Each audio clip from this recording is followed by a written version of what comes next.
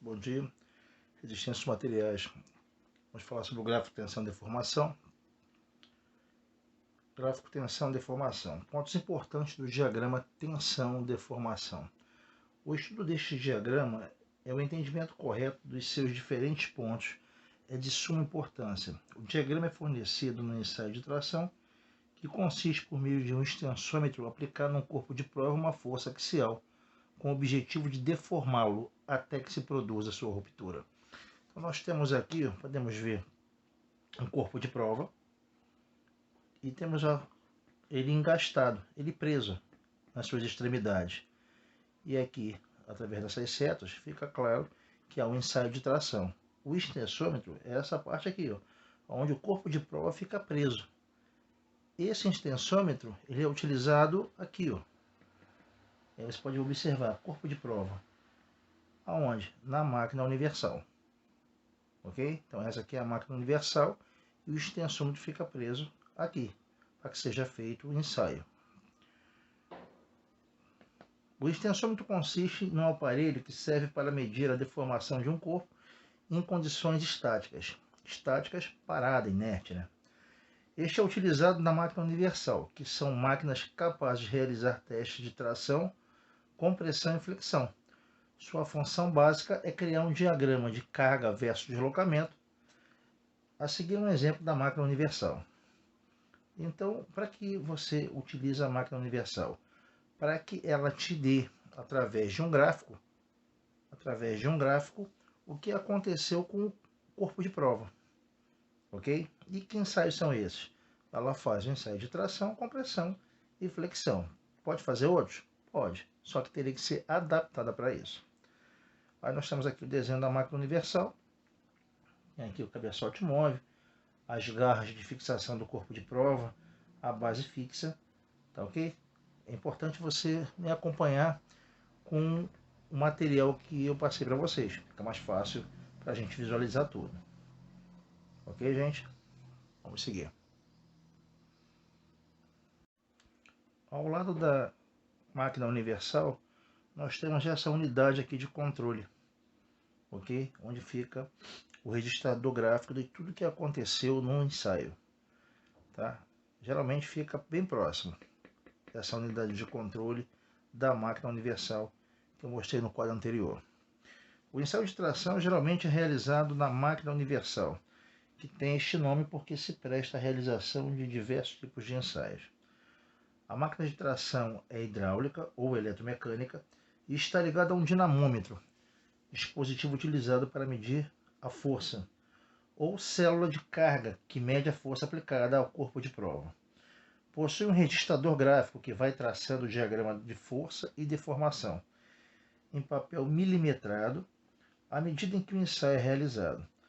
Aumentando-se a tensão, a deformação vai aumentando e os resultados da experiência podem ser mostrados por um gráfico, marcando em abscissas X as deformações, alongamento unitário, e em ordenadas Y as tensões.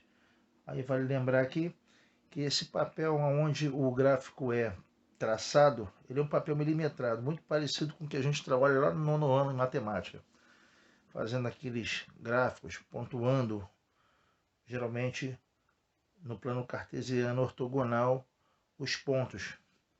Primeiro quadrante, segundo, terceiro, quarto, ok? É bem parecido com aquele.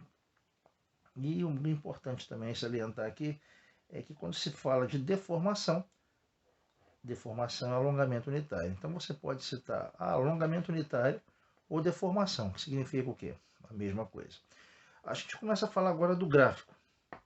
Mas para falar do gráfico, eu vou dar uma pausa aqui e vou fazer uma explicação à parte, para depois irmos para cá. Um momento. Aqui nós temos o plano cartesiano ortogonal, que é estudado no nono ano do ensino fundamental. E vemos também ao longo do ensino médio. Então aqui está um pouco poluído. Eu vou tentar explicar o que eu escrevi aqui, para que todo mundo entenda e faça uma revisão dessa parte. Então nós temos aqui, ó, o primeiro eixo, que eu estou salientando, que é X, eixo das abscissas. O outro eixo, aqui é Y, eixo das ordenadas. Tá? Eles se encontram numa origem, onde formam 4 ângulos de 90 graus. Ok? Temos do lado de cá, começando a contar no sentido anti-horário, primeiro quadrante, segundo quadrante, terceiro quadrante, quarto quadrante. Ok? Os sinais, quando o ponto é marcado aqui, no primeiro quadrante, são positivos, tanto para a abscissa como para a ordenada. Quando ele é marcado aqui, no segundo quadrante, ele é negativo para as abscissas e positivo para as ordenadas. Quando ele é marcado no terceiro quadrante, ele é negativo tanto para a abscissa como para a ordenada. Aí você vai me perguntar, mas como é que, quem é abscissa e ordenada? Geralmente você vai marcar o quê? Assim, ó. Sempre ponto XY. Então, sempre o X primeiro e depois o Y. Então, encerrando o quarto quadrante, abscissa positivo e ordenada negativo. Ok? O que nós temos mais? Temos o ponto A, marcado de que forma? Para existir ponto, tem que existir uma coordenada. E o que seria essa coordenada? Seria abscissa e ordenada. Então aqui, ó, ponto A, quando você marca ele, você tem abscissa 2, ordenada 3. Se tivesse apenas os dois, não seria o quê? Ponto. Então você pode ser chamado de ponto quando tem xy, ok? Então eu marquei aqui, ó, 2, ordenada, opa, ao contrário, tá? O 2 não é ordenada. Ordenada é o 3, tá? 3, ordenada do ponto A. E 2, abscissa do ponto A. Ok? Tudo é chamado de coordenada. Ponto A, marcado o ponto. Ok? Não esqueçam. Vamos agora para o gráfico tensão-deformação. Retornando para cá, nós temos o gráfico tensão-deformação. O que nós temos nesse gráfico aqui? Aqui, ó, na abscissa, como foi falado no texto anterior, é a deformação, ou seja, então, onde é o X, eixo das abscissas, nós temos a deformação. Aqui nas ordenadas, nós temos as tensões, ok? Então aqui, ordenada, eixo Y, temos as tensões. Esse gráfico tem origem aqui, ó, O, origem, ó, ponto O de origem. Esse ponto aqui é o 0, 0. Não vou marcar para não poluir muito. E aí começa o ensaio, começa a marcar. Está sendo feito o quê? Lá na máquina universal. Aí esse gráfico ele vai estar aqui, ó, na unidade de controle, e vai sair no registrador gráfico. Então nós temos do ponto O, que é 0, 0, ao ponto P, a primeira zona, zona 1, que é a zona elástica. Do O ao P é onde acontece, onde as tensões elas são diretamente proporcionais às tensões. Ok? Do O ao P não acontece nada a olho nu. Por isso que aqui o gráfico ainda é uma reta. Então do O ao P não acontece nada a olho nu. Seguindo do P até o E, nós obtemos aqui uma deformação mista, que já é possível ver a olho nu. Já começa uma deformação.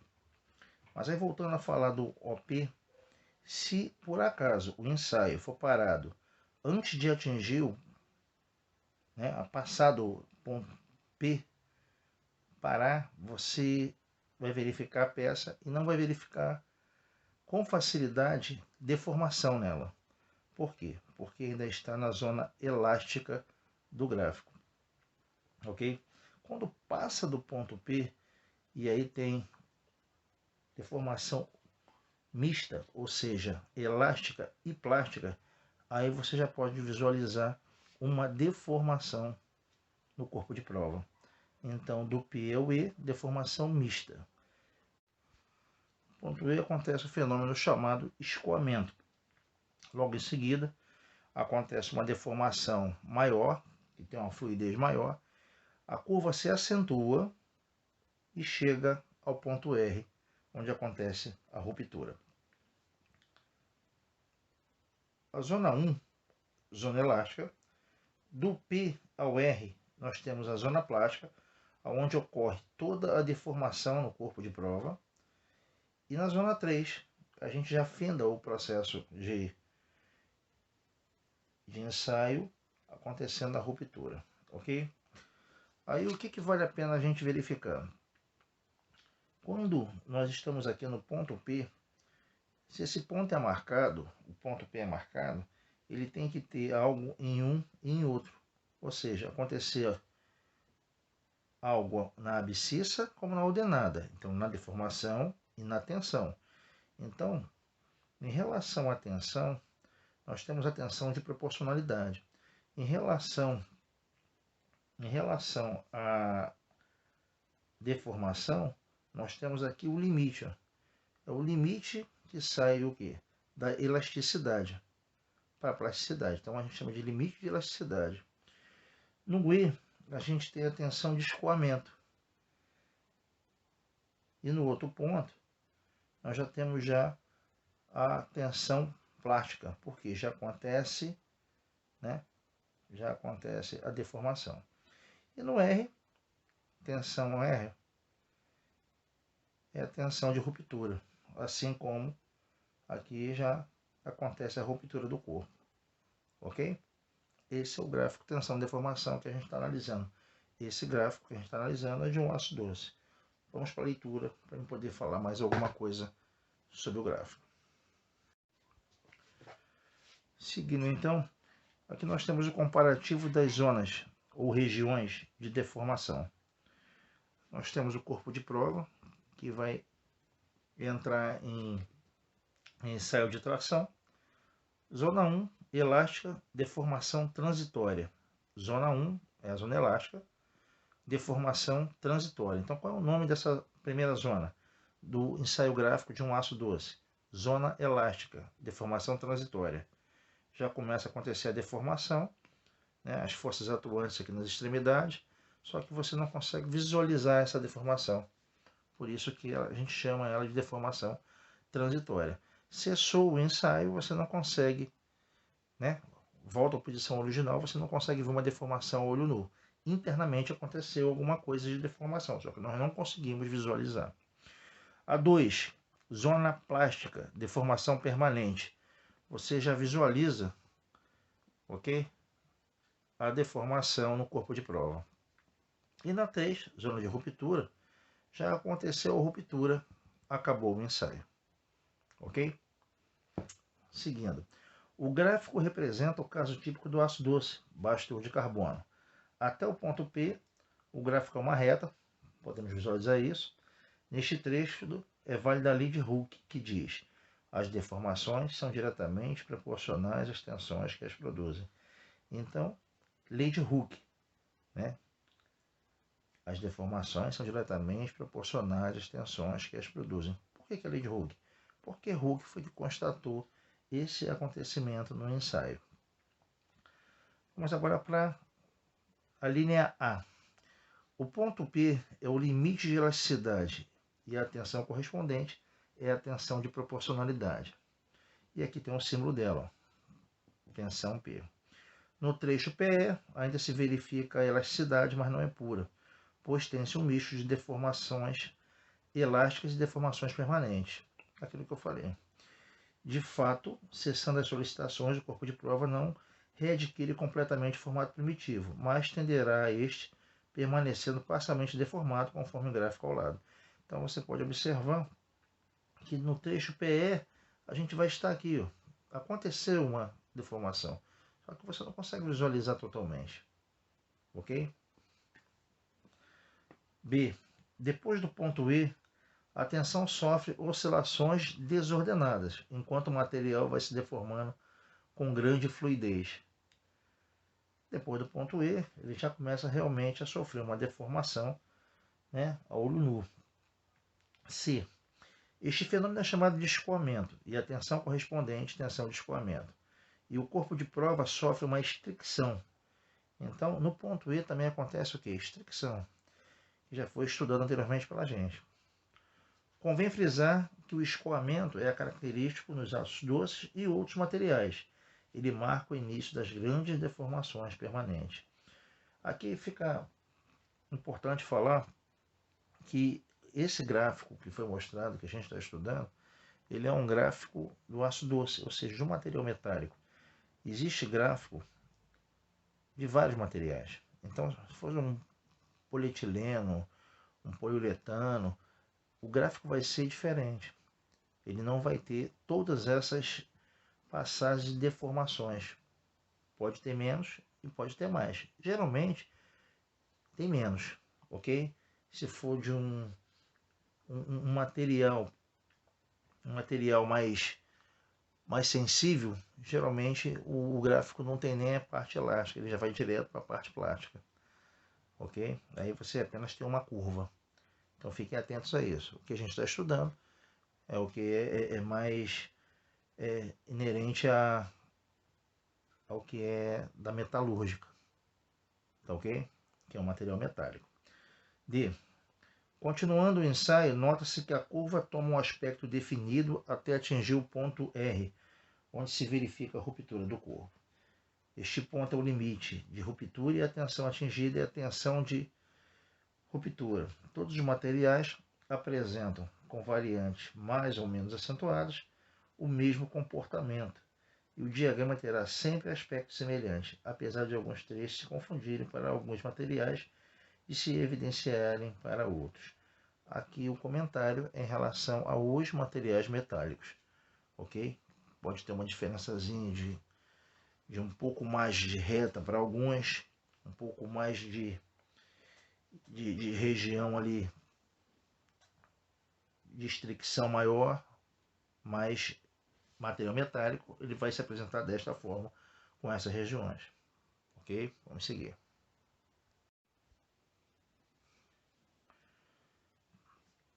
Continuando então, fazendo aqui uma observação, a primeira nota, no trecho OP, o gráfico é uma reta. Segundo o cientista inglês Robert Hooke, em 1678, observou que neste trecho as deformações são diretamente proporcionais às tensões que as produzem. É aquele trecho OP, né, do gráfico, onde esse cientista, o Robert Hooke, observou que as deformações são diretamente proporcionais às tensões. Não esqueçam disso, é muito importante. Segundo, convém frisar que o escoamento é característico nos ácidos doces, baixa porcentagem de carbono. Isso quer dizer é que nem sempre vai acontecer o escoamento em todos os materiais metálicos, entendeu? É característico de apenas alguns materiais. Nós não vamos bater nisso porque o que a gente quer mais é o cálculo. Mas para quem vai trabalhar na área diretamente com um ensaio, aí ele vai precisar depois de mais. Mas aí a empresa que você for trabalhar, ela vai te passar essas informações, ok? Seguindo então, resistência de materiais. Na estatística, os corpos são considerados indeformáveis, tal hipótese é necessária a fim de se conseguir um resultado completamente independente das propriedades da matéria de que são constituídos. A resistência dos materiais, que também faz parte da mecânica, entretanto, considera os corpos tais como são na realidade, isto é, deformáveis e suscetíveis de sofrer rupturas, quando sob a ação de forças.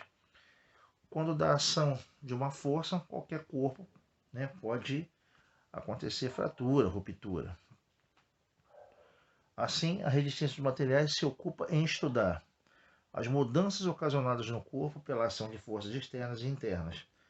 B. As propriedades, dimensões, forma, material que o fazem capaz de resistir à ação dessas forças. Quando você faz o ensaio, você vai verificar o que? A resistência desse material. É para isso que é feito o ensaio. E para que você, na sua solicitação, obtenha aquele material que seja apropriado para o que você quer realmente fazer. Seja num projeto, seja numa invenção. Deformação. A experiência ensina que a ação de qualquer força sobre um corpo altera sua forma, isto é, provoca uma deformação. Acabamos de citar a definição de deformação. Com o aumento da intensidade da força, há um aumento da deformação. No ensaio de tração, um fio solicitado por uma força de pequena intensidade sofrerá uma deformação transitória e retornará ao seu comprimento inicial quando a força for removida. Vamos verificar isso aqui, pessoal. Aqui nós temos um fio. Logo em seguida, nós temos esse fio e tem uma força-peso nele. Quando nós tiramos essa força-peso, ele retorna à posição inicial. Ele voltou à posição inicial. Aí dizemos que aconteceu uma deformação transitória. Por quê? Porque quando utilizamos a força-peso, ele ficou o quê? Mais esticado do que estava anteriormente. Mas quando removemos ela, voltou à posição original. Quando acontece isso, deformação é transitória. Aumentando a intensidade da força, o fio sofrerá uma deformação permanente. O ponto que separa os dois tipos de deformações é o limite de elasticidade. Novamente, temos um fio ideal, ok? E vamos colocar uma força-peso nele. Ele também ficou mais esticado que o momento inicial dele. Quando tiramos essa força-peso, ele ficou mais esticado do que o inicial dele. Passou um pouco. Tá? Olha a linha aqui de início. Então, quando acontecer isso, a gente diz que aconteceu uma deformação permanente. Atenção a esses dois casos. Alongamento unitário. Alongamento unitário, vale lembrar que também é deformação, vimos anteriormente.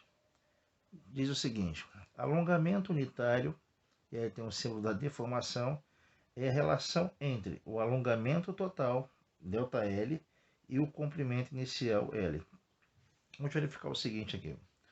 Temos aqui um fio, e aí foi posto uma força-peso nele, e ele aumentou de tamanho. Então, nós temos aqui o inicial, e temos o final, ó, o tamanho que ele ficou. Essa variação que ele parte aqui, ó, do que ele tinha de tamanho anterior para o que ele tem agora, a gente chama de ΔL. Delta significa variação. Pode ser expresso também em porcentagem. A deformação ou alongamento unitário é igual a ΔL sobre L0. O alongamento unitário ele também pode ser escrito assim, ok? Nesse símbolo aqui.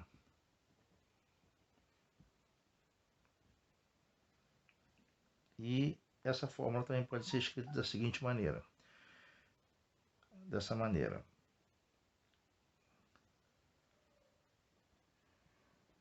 Final menos inicial.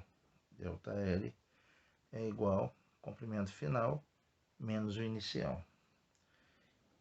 E aí nós podemos escrever que o alongamento, A de alongamento, é igual LF menos L0, ou seja, comprimento final menos o inicial sobre o comprimento inicial. Ok? Então você tem essas três formas que você vai poder trabalhar. Tornaria passar elas futuramente para que a gente faça os cálculos sobre alongamento unitário ou deformação. Então, as três fórmulas têm a ver. Aqui é a variação, essas duas são iguais de alongamento, tá? Que é o A maiúsculo, que indica, e significa deformação. Ela pode ser escrita deformação ΔL sobre L inicial, ou alongamento igual a comprimento final menos inicial sobre o comprimento inicial, ok? Vamos ver de novo essa parte. Tensão. Tensão é a relação entre a força normal P e a área. Aí a gente pode verificar o seguinte. Nós temos aqui um fio ideal com uma força-peso. E aí, nesse fio aqui, A gente, para calcular essa área, é calculado num corte aqui, transversal, e aí você pode observar pelo desenho ao lado, aonde se mede o quê? Se mede da seguinte forma, que tensão é a força aplicada em cada quadradinho de área unitária. Então a gente pega, nesse corte transversal, a área do círculo e cada quadradinho que você pode traçar ali, a força é aplicada em cada um deles, ok? De área unitária. Então, não vamos esquecer que tensão é igual a P sobre A. Tensão é igual a força sobre a área, ok? Tornaremos a ver novamente também e aplicações sobre essa parte aqui. E para fechar, pessoal, essa primeira parte de gráfico de tensão e deformação, nós temos aqui a simbologia das tensões. Essa parte eu não costumo cobrar muito, mas é importante você saber. Aí nós temos aqui as tensões, desde a primeira, que é a geral, tração, compressão, cisalhamento, flexão e torção, que são, né, as solicitações, os esforços, e do lado de cá, a ruptura, o escoamento, a proporcionalidade, a tensão admissível e tensão de trabalho. E a maneira que você tem de escrever cada uma, ok? Então é importante você saber, apesar de eu não cobrar tanto. Observações. Sigma, que é esse símbolo, e Tau, que é o outro símbolo, são letras gregas, são letras do alfabeto grego. A tensão admissível representa a tensão limite, com a qual pode se projetar sem perigo de surpresas agradáveis. Isto é a tensão abaixo da qual seguramente vale a lei de Hooke. Então, a tensão admissível é uma tensão de segurança. A gente vai falar mais sobre isso mais à frente. A tensão de trabalho é a tensão a que a peça está verdadeiramente submetida ou a que se pretende que esteja. A tensão de trabalho é a usual. Então, quando a gente faz cálculos de tensões, a de trabalho é o que fez o cálculo que a gente vai utilizar. A admissível é a que a gente tem como mais segura, ok? Só que aí aqui entra aquelas situações de custo. Então, quando você faz um projeto, você vai calcular uma tensão, né? Seja lá de tração, aí você vai fazer as duas e vai especificar as duas no projeto, sendo que a de trabalho é a que você vai operar. A admissível é aquela de mais segurança, ok? Falaremos disso mais tarde novamente com cálculos. Até mais, gente. Um abraço.